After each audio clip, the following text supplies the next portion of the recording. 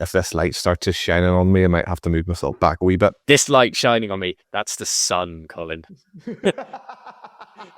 There's light in the sky. What is it? It's been dark for a long time. Colin the runner, Nick's the coach.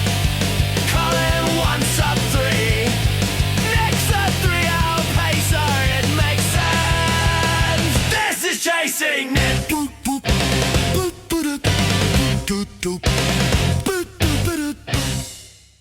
Here we are on Chasing Nick. Anybody who hasn't heard previous episodes, you know what this is. This is Nick, who is the 3-hour Belfast Marathon pacer. This is me, who is chasing a 3-hour time in the Belfast Marathon. So our worlds tally up perfectly. And I am currently on week 10 of my running training plan, Nick. And we'll always say I'll get to how I'm feeling, but things have changed, Nick. Things have changed. You maybe have heard a bit before the intro of this big light shining on me. Nick, the sun is coming out. The sun is longer in the days, and at the minute, it's changing my life. Yes, it does make such a difference, doesn't it, to you psychologically? My run this morning, even before I went out, so I was out the door about 6:15 this morning, and I could just see the light creeping into that morning sky. And then by the time I'd finished, I got a beautiful sunrise, and I thought that, this is what we've been waiting for, all those hard weeks of training through the winter. This is the beauty, or is it the beauty of spring marathon training? Well, it is now, but all the miserable stuff you have to kind of work through, because typically your spring marathons are late April, early May, and your training block starts around about the new year. So you've got a couple of months of really in the thick of that winter training, and you're now just starting to come through it. Week 10, things are looking good from my point of view as the coach. How are things looking from your point of view? Well, Nick, and you were talking about the darkness and light and all that stuff, and I've got a bit of confession to make. We don't batter about mental health and all this stuff all the time, but man, I was going to work dark. I was coming home from work, it was dark. I was running with a headlight on, and in the UK it was maybe 5 o'clock, 5:30 after work. I know you do your runs in the morning, but I was running with a headlight on at that time of day. That is our training in the UK and what we have to deal with over the winter months. How am I feeling?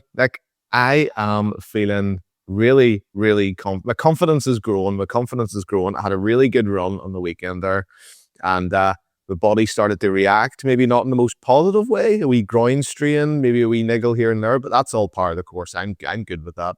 We've got time to kind of ease and correct that and let it settle before I push into the next set. But what today's episode is about, it's about nutrition. It's about training with nutrition. We're not talking different types of food, your macronutrients. What we're talking about is gels, is water, is I take speed dust from Alter Nutrition. This is the type of stuff we're talking about. And Nick, I had a bit of a bad experience in one of my runs, and you can probably tell me what I should have done instead of what I did do. I left early in the morning. I bought my bottles of water, my wee mini kids bottles of water, to set up an aid station at what we call Victoria Park. It's like over a mile loop, and I can get my water and drink my water and train me taking water and taking my gels. I brought my gels with me, but I left my water in the house. And on this day, I had 18 miles to do. It was an 18-mile sort of loop to kind of get me used to my gels and my water and how do I take them while I'm running. Now, with having no water, I couldn't be bothered driving back to the house. So I cracked on without water. Nick, I got the 16-mile and the hamstrings started to play up. Other issues were playing up. And I thought, I'm thirsty as anything. I could have jumped into Victoria's not drinking water. I could have jumped in there and I could have drank the water out of the lake. I was thirsty. But you know what? I pushed on. I got 16 miles done. I thought that was a win. Nick, give me your advice. Why do we train with nutrition, and why should I bring water to every sort of run, most runs? Well, they always say you're either winning or learning. You counted that as a win, I counted it as learning. So, yeah, I mean, sometimes you have to do things that are not that sensible just to prove to yourself that they're not that sensible. And then the next time you don't do it until the next time you do it. Anyway, yeah, so, I mean, this is part of my training, and a lot of the training I do with my coaching clients is it's a little bit boring for some people, just running laps of anything really, but it is very specific to what you're going to be doing on race day. So Belfast Marathon, and as do most marathons, they're providing water from water stations. You are going to be picking up a bottle or a cup sometimes at certain points. And so what you can do is you can replicate that in a training situation by having your own aid station. And the tactics that we're using, Colin, are really just to try and sip water continually through that run. So you're picking up a bottle, maybe carrying it with you for a short distance, or taking a few sips and then leaving the bottle and then picking it up later. But then also getting used to taking those gels on the run, because as you've probably found out, trying to take a gel when you're running at 640, 650 per mile can be quite challenging. How have you found it? Yeah, so Saturday's run, I said, Nick, this was my pace. I said, you'll notice 2 miles in that. There'll be a mile of gel, which my pace slows down, which you have to rip the top off. And I've had people in the past, Nick, would you believe I've ran with someone who brought scissors to cut the actual top of the gel off? Yeah, no. So as a shout out to Laura, if she ever listens to this, she had scissors in her I'm going to call it a tool belt. It's not a running belt, it's a tool belt when you put scissors in it. And I helped her cut her top off, because people struggle with them wee zip offs. Anyway, I find them fine. But I would take the gels, and that's okay. 3 gels and get to 4 gels. Oh, it starts to repeat in me. And I feel, you feel the gel come up again, and it doesn't taste as good the second time round, Nick. I'll tell you that. But yeah, but I think I'm getting better. I think my body's starting to accept the gels. I'm getting used to running with the gels. I'm getting used to taking them out of my shorts, have a pocket in them. I'm getting used to taking them out of my pocket. I would wear, the running arm sleeves. So I would stick them on, but I actually slide a wee gel into them to save me the hassle, because when I'm carrying stuff around my waist, I hate that bouncy feeling of, having it in the pocket. If you have marathon day, we're going to be talking a fair few gels in there.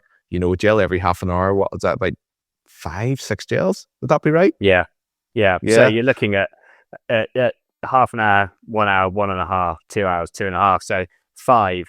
I actually often take an extra one with me, just because I have dropped gels or lost them, or I don't know, not been able to open them properly, as you found. And just if I've only got exactly the right number of gels, I feel like there's a risk there that I could leave myself short at the end, which is when you really need it.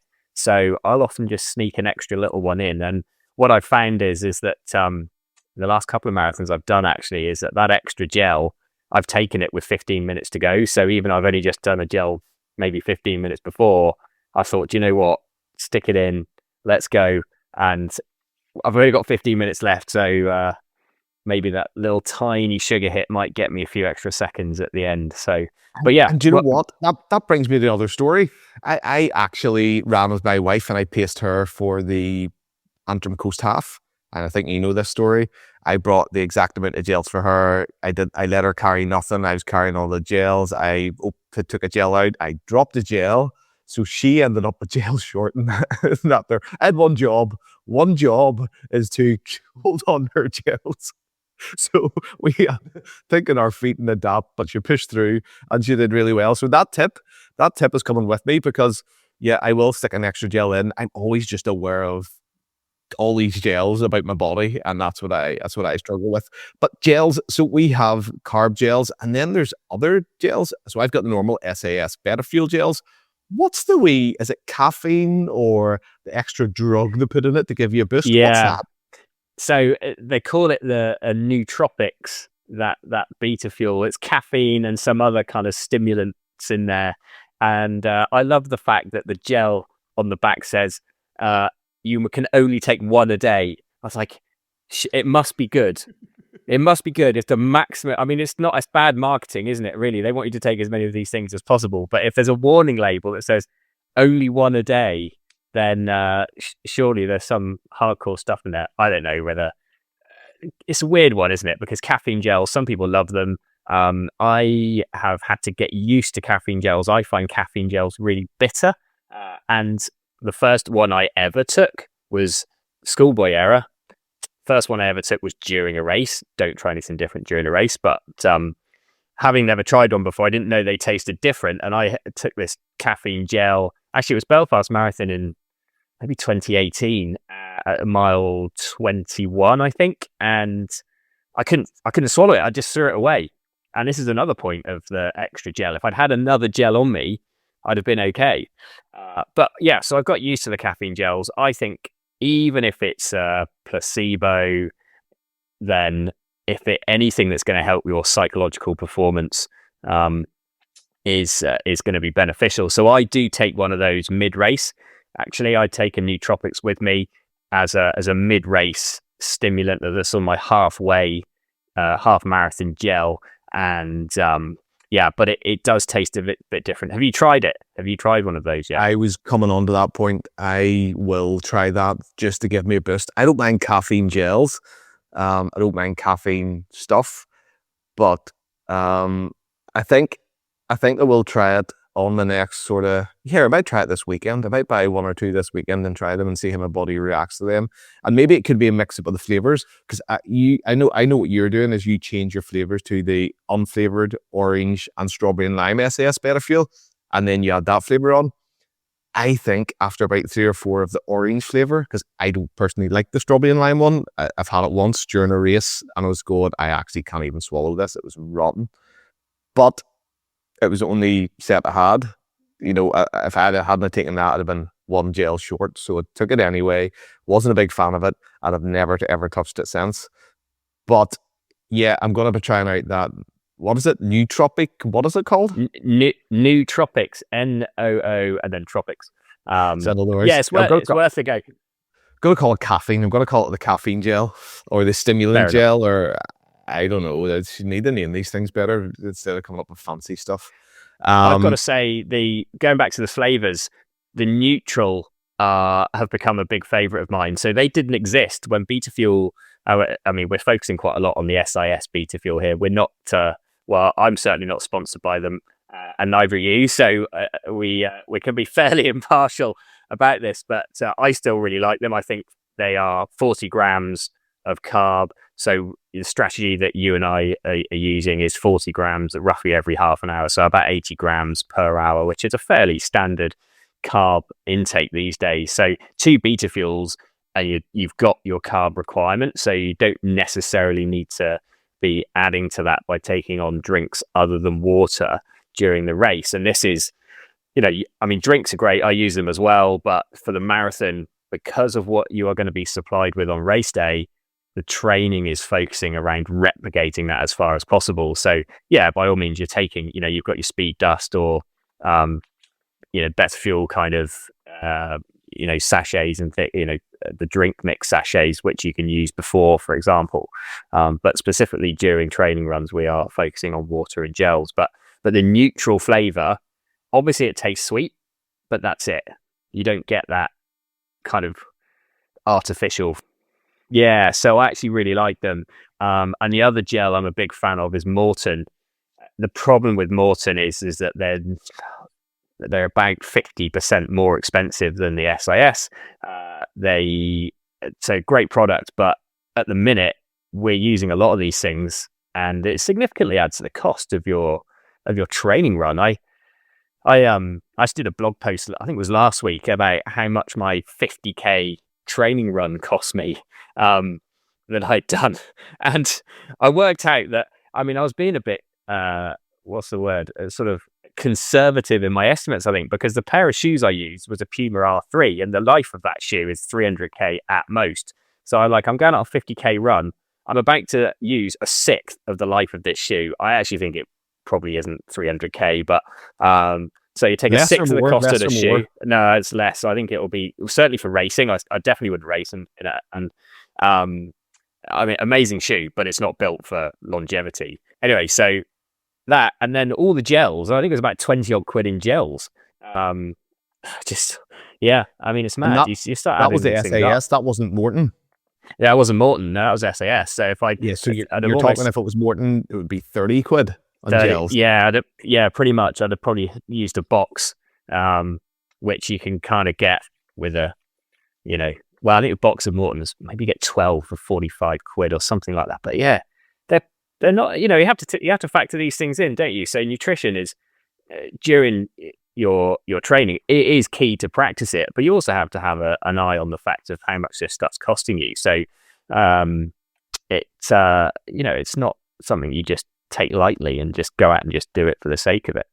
So this brings me to another point. Like, so we have options for using gels. Okay, I've tried Maurten. I remember buying Maurten in the early days because seen Elliot Kipchoge taking Maurten, and I thought, oh, he's like athletes to sell this stuff. I tried this. It's a German engineered gel. It's easy on the gut and all this stuff. And you know what? It tastes really nice.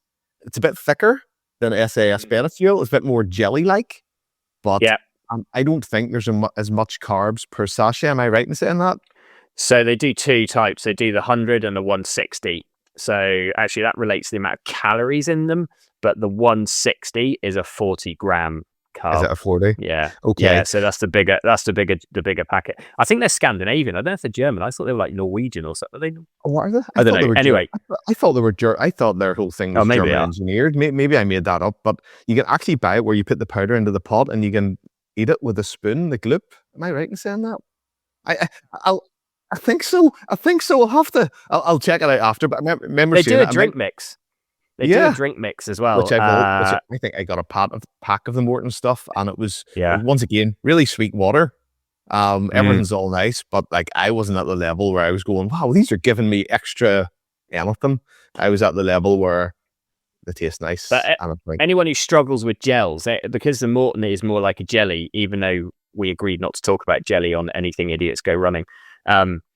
But it is more like a jelly, so you have to chew it. So anyone who's not a fan of the texture of the standard kind of gels might be worth a try of the Maurten, because they're kind of a bit more like a real food. I mean, they're not real food, are they? But and the way they designed that gel is so that it does get transported through your stomach and into your gut before it gets absorbed, I think. So it's got a different mechanism of absorption and seems to be a bit better for people who maybe just can't tolerate gels. But it is something you have to get used to. I think if you're going to run fast marathons, you can't really take real foods and chew Haribos and stuff like that when you're running under 7 minutes a mile pace. I tried with dates, nuts and raisins before.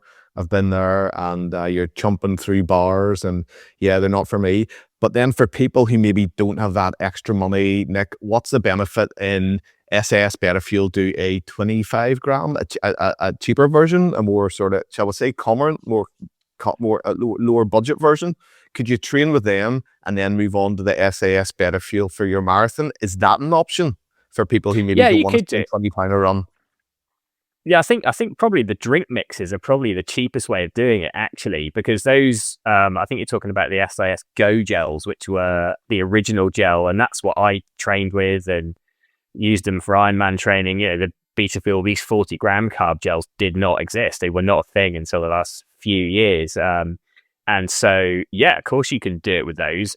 Just trying to hit you have to take more of them to hit your carb values, I would say. So I'm not necessarily sure that if you were looking at trying to reduce your costs, I would say you're better off going down the drink mix route, because you can buy a big tub of it and just mix up the drinks, and you can get you can get your carbs in your fluids, and that's probably the most cost effective way. It's just not quite what you're going to be doing during race day. So for maybe your standard training runs and things like that, you could use the drinks, and then just every now and again do a race test where you are running race pace with race fueling, And that's something we've been doing a bit of as well with your Victoria Park sessions, is trying to actually get used to fueling with these gels at race pace. Yeah. And yeah, I think that's enough for the nutrition today. Is there anything else that you would say you would give advice on about nutrition, about water, about anything else in terms of training with marathon nutrition?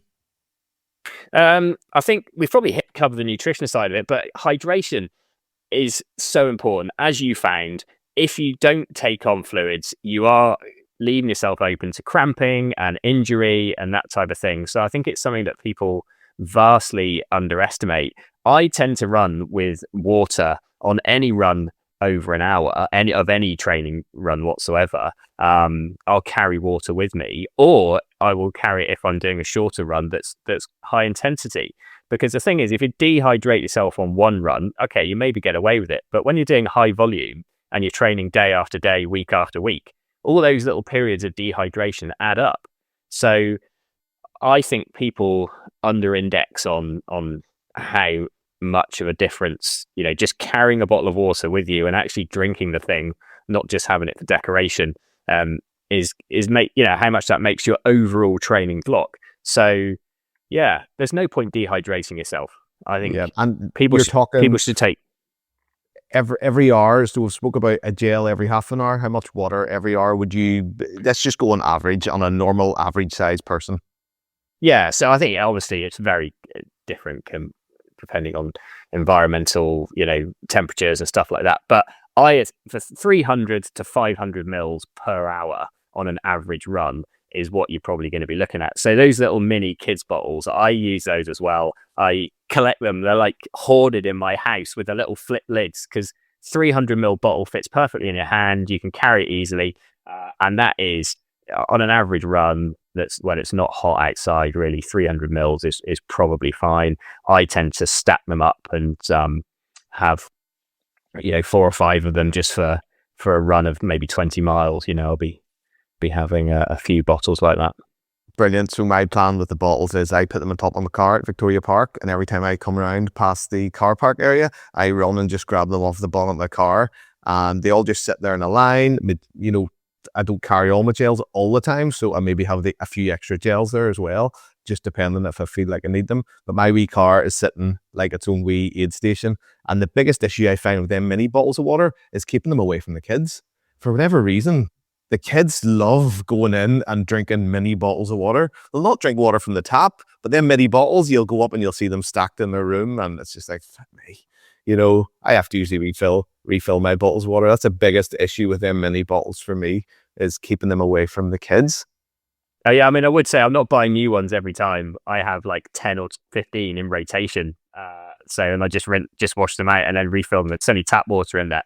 So I'm not super precious about mineral water or something on my Evian, So it's not about the quality of the water. It's the water itself. Yeah, brilliant. Exactly. Brilliant. Well, that covers what I think I wanted to talk about today: the gels, the water, my mistakes, my learnings. Week 10. How many weeks have we got left? Well, it's 2 months to go. I think there's a post today from the date. What do we date now? It's the 3rd of March. 8 to 9 weeks. Yeah. So 2 calendar months. So just enough time to gain a bit more fitness and then into a taper. Your speed work's coming soon. You'll be pleased to know. I'm looking forward to it. I've got it today, and I'm looking forward to seeing what speed can I do. But here we'll talk about speed work, and the I suppose next episode could be, I'm thinking off the top of my head, but it could be, how do you increase your speed? Like, we've talked about all different types of training. We've talked about nutrition. Now, how do I increase my speed? How do I increase my speed endurance over the long period of time? That's something we'll talk about next time. But for this time, it's been all about nutrition. And thank you, Nick, today for coming on and chatting. And this is Chasing Nick, and I am running after this guy at Belfast Marathon. See you soon. Colin the runner, Nick's the coach. Colin 1 sub 3. Nick's a 3-hour pacer, it makes sense. This is doop.